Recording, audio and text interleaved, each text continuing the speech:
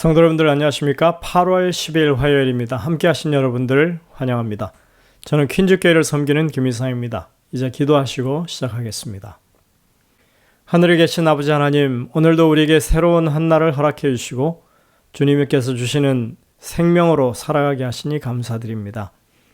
오늘도 우리의 삶 속에 역사하시는 주님을 굳건하게 붙잡을 수 있도록 도와주시고 주님의 교훈에 귀 기울이며 언제나 주님의 뜻을 이루기 위하여 노력하는 저희들이 되게 인도하여 주옵소서. 이 하루의 시작에 주님 앞에 무릎 꿇어 도움을 간구하는 주의 백성들을 돌아보시고 질병으로 고통당하거나 혹은 여러 가지 삶의 어려움 가운데 주님의 도우심을 간구하는 주의 백성들의 그 기도에 응답하셔서 하나님께서 살아계셔서 우리의 편이 되시며 우리의 하나님 되심을 분명하게 증거하여 주시옵소서. 오늘도 주님 앞에 간구하옵기는 참으로 저희들이 말씀 속에서 하나님의 분명한 뜻을 깨우치는 주의 백성들 되게 도와주시고 성실하게 주의 음성에 귀 기울이는 그리고 그 말씀에 순종하는 주의 백성들 되게 인도하여 주시옵소서. 이제 말씀을 펴게 싸우니 주의 성령께서 우리의 심령마다 함께 하시고 깨우침을 허락하여 주시옵기를 예수님의 이름으로 간절히 기도드립니다. 아멘. 네, 오늘 제목은 용서하고 잊는다입니다. 여기에 물음표가 되어 있다고 하는 것은 그 잊는다고 하는 것이 쉽지 않기 때문에 분명히 그렇게 물음표를 한 것으로 생각할 수 있습니다. 여러분들, 과거의 기억이 그렇게 쉽게 잊혀지던가요? 누군가로부터 억울한 일을 당하거나 또는 부당한 대우를 당했을 때 그것이 어쩌면 평생 가는 경우도 있습니다. 사실 용서라고 하는 것은 어떤 그러한 기억들을 우리가 이제는 더 이상 실제적으로 내 삶의 현실로 가져오지 않는다고 하는 것입니다. 용서는 부당하게 행동하는 개인이나 그룹을 향해서 억울함과 정죄하고 싶은 마음과 복수하고자 하는 욕망을 가질 권리를 기꺼이 포기하기로 결심하는 것이라고 정의할 수 있습니다. 유대인 대학살 홀로코스트에서 살아남은 생존자들이 자신들에게 일어났던 현실을 받아들이고 삶에 적응할 수 있도록 돕는 일을 했던 가정상담치료사 마를린 알모어 박사는 이렇게 기록하고 있습니다. 용서라는 것은 피해자의 의도적인 노력이다. 그것은 우연히 일어나는 일이 아니다 했습니다. 다시 말해서 그것을 잊어버리려고 노력하고 그것을 내 삶의 현실로 가져오지 않으려고 노력해야 한다고 하는 것입니다. 용서는 저지른 잘못에 대한 대가를 치르지 않아도 된다는 것을 의미하지 않습니다. 용서는 잘못을 저지른 사람이 계속해서 그 잘못을 저지르도록 묵인하는 것이 아닙니다. 용서라고 하는 것은 우리의 억울함과 복수하고자 하는 마음을 하나님께로 돌리는 것을 말하는 것입니다. 우리가 이런 것들을 생각해 볼 때 우리는 하나님의 용서를 생각해야 합니다. 이것이 우리가 가지고 있는 용서에 대한 개념을 더 깊게 해주기 때문에 그렇습니다. 이 하나님의 용서는 율법과 복음을 이해하는 데 있어서 아주 중요한 부분입니다. 하나님이 우리를 용서하셨다고 하는 것은 무엇을 의미합니까? 단순히 죄에 대한 대가를 치르지 않도록 해주신 것인가요? 또 이제는 용서받았으니까 앞으로 어떤 죄에 대해서도 용서받을 길이 열려 있으니까 계속해서 죄를 지어도 된다고 하는 것인가요? 이러한 생각들은 정말이지 성경이 가르치는 복음과는 완전히 거리가 먼 것들입니다. 그러나 기독교 안에 이러한 잘못된 것들이 있다고 하는 것 우리가 봅니다. 하나님은 우리가 원하기만 한다면 조건 없이 용서해 주시는 것이 맞습니다. 그러나 그렇다고 우리가 죄의 형벌을 면하는 것만을 목표로 용서를 구한다면 그것은 하나님의 용서를 오용하는 것입니다. 하나님의 용서는 우리와의 사랑의 관계가 회복되고 죄의 속박에서 벗어나도록 하는 것이 그 목적입니다. 그런데 우리가 다시 죄를 짓고 또 그렇게 죄의 굴레 속으로 들어가려고 하는 생각을 가지고 있다면 그것은 하나님의 용서를 무색하게 만드는 일이 되는 것입니다.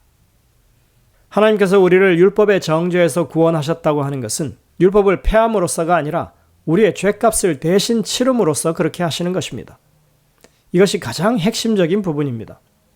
하나님의 율법은 여전히 효력이 있고 선과 악의 기준이 되고 있지만 하나님은 우리의 죄악을 사하시고 아직 죄에 물든 우리, 아직 죄의 성향을 가진 우리를 예수님의 의의 두루마리로 입혀주셔서 죄 없는 백성으로 삼으시는 것입니다. 분명 우리는 율법의 정죄로부터 벗어났습니다. 그러나 율법의 정죄로부터 벗어났다고 해서 더 이상 정죄당하지 않는다고 하는 것이 아닙니다. 그 정죄당하지 않는다고 하는 것은 율법이 패했거나 더 이상 우리가 그것을 지키지 않아도 된다고 하는 그런 말로 하시는 것이 아닙니다. 신약 성경이 말하는 율법 아래 있지 않다거나 율법에 정죄함이 없다고 하는 말의 참뜻은 우리가 비록 실수하여 죄를 짓는다 할지라도 하나님 앞에 우리의 죄짐을 지고 나아가서 그리스도의 의를 의지하게 될 때 우리를 다시 정결케 하신다고 하는 것입니다. 율법에 정죄가 있어도 사함을 얻을 수 있다는 말입니다. 이것은 죄를 지어도 죄가 아니라고 하는 말이 아니죠. 요한은 분명히 이렇게 말합니다. 만일 우리가 죄가 없다고 말하면 스스로 속이고 또 진리가 우리 속에 있지 아니할 것이요.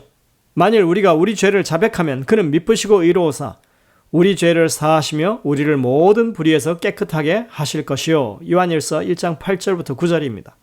바울도 이것에 대해서 분명하게 말했습니다.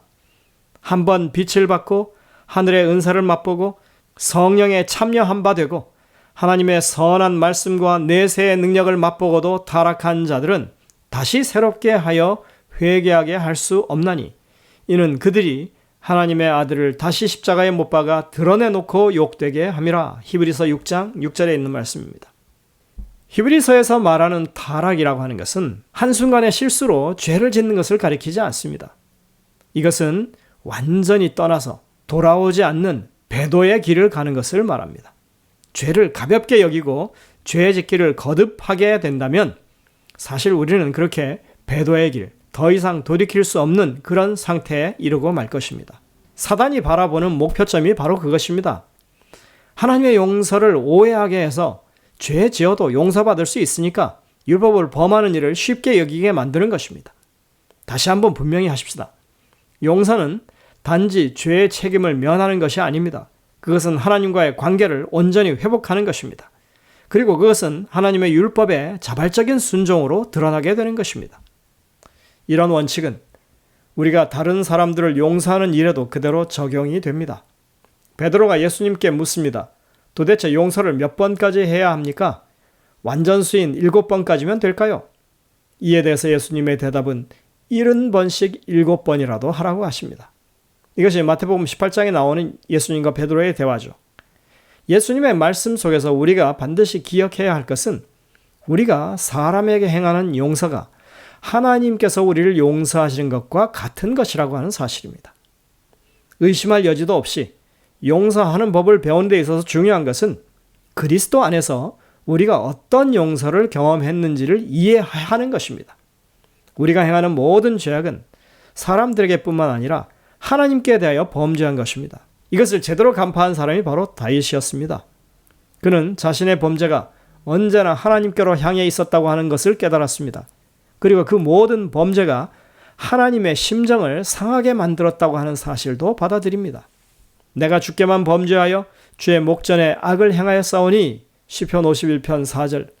그가 말하는 주께만 범죄했다라고 하는 이 표현은 다른 사람들에게 피해를 준 것 이외에 자신이 스스로 나는 의롭다 하는 그런 의로운치 않은 모든 순간까지 자신은 정말 하나님께 죄악된 존재였고 그래서 하나님 앞에 서기 위해서는 언제나 희생 제물의 속죄가 필요했었다고 하는 사실을 그가 인정한 것입니다.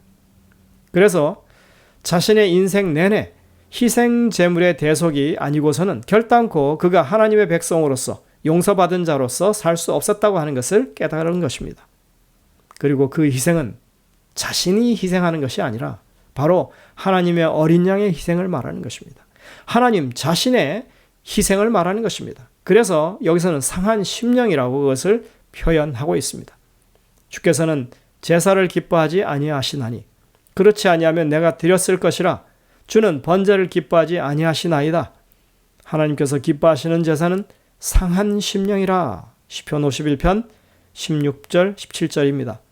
여기서 하나님이 기뻐 받으시는 상한 심령의 제사, 이것은 다름 아닌 희생 제물로 예표된 하나님의 상하심, 그리스도의 고난과 영원한 죽음을 겪으신 것을 말하고 있는 것입니다. 모든 죄는 결국 우리의 창조자 되시는 하나님께 대한 범죄입니다. 하지만 우리는 예수님 안에서 모든 죄에 대한 용서를 주장할 수 있습니다. 우리에게 그럴 자격이 있기 때문에 그런 것이 아닙니다. 우리가 그렇게 할 수 있는 유일한 이유는 우리를 대신해서 죄값을 치르신 그리스도의 무한하신 희생, 우리를 향하신 하나님의 크신 은혜 덕분에 그렇게 되는 것입니다.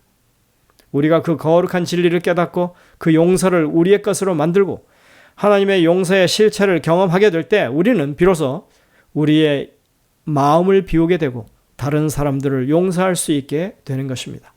잘못한 이들이 용서받을 자격을 갖추어서 그렇게 용서하는 것이 아닙니다. 우리가 하나님으로부터 그런 용서를 경험했고 우리가 지금도 그런 용서를 필요로 하는 사람들이기 때문에 그렇습니다. 생각해보면 우리도 전혀 용서받을 자격이 없는 사람들인 것입니다. 하나님의 용서하심은 더 이상 죄가 존재하지 않는 것입니다. 동이 서에서 먼 것 같이 우리 죄가 우리에게서 멀어진 것입니다. 깊은 바다에 그 죄가 잠겨버려서 다시는 떠오르지 않는 것을 말하는 것입니다. 안개가 사라짐과 같은 것입니다. 하나님의 완전하심 같이 그 속죄도 완전한 것입니다. 우리는 그런 용서를 받았습니다.